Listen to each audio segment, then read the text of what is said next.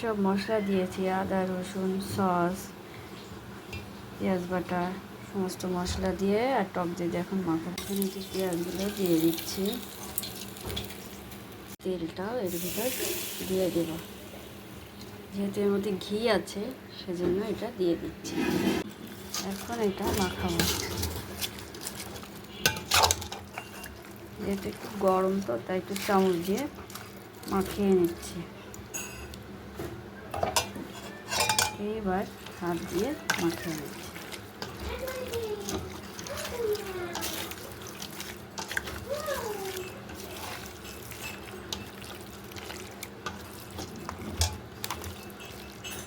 এরপর টক দই দেবো। এই যে এখন টক দই আর দুধ একসাথে করে দিয়ে দিলাম, দিয়ে এটা আমি ভিজিয়ে রাখলাম।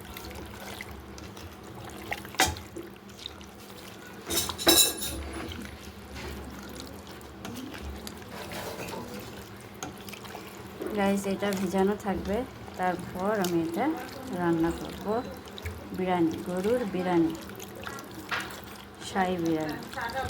রাইস এখন আমি এই মাংসগুলো এখন আমি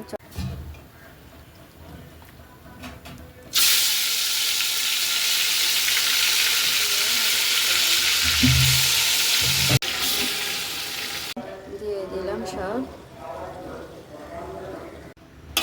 এবার আমি এটা নাড়াচাড়া দিয়ে নিলাম।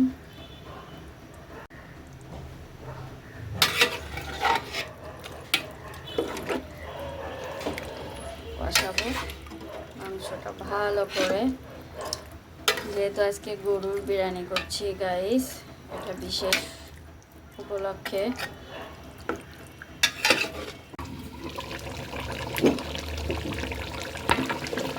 এই মাংস কষানো হয়ে গেল, আলু দিয়ে দিছি।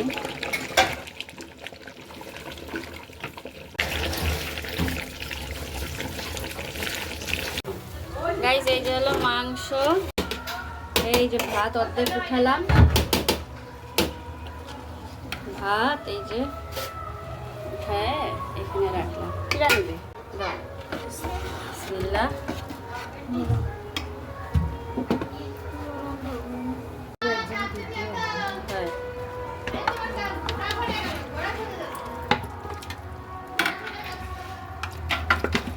এইগুলো এখন সব দিয়ে দিচ্ছি।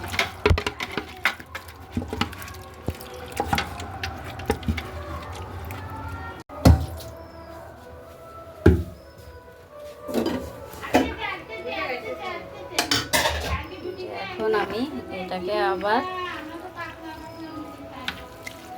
এখন মিশিয়ে দিলাম, দিয়ে এখন আমি ভাপে দিয়ে দেবো। গাইস এইভাবে দিয়ে রাখলাম ভাপে, দেখুন।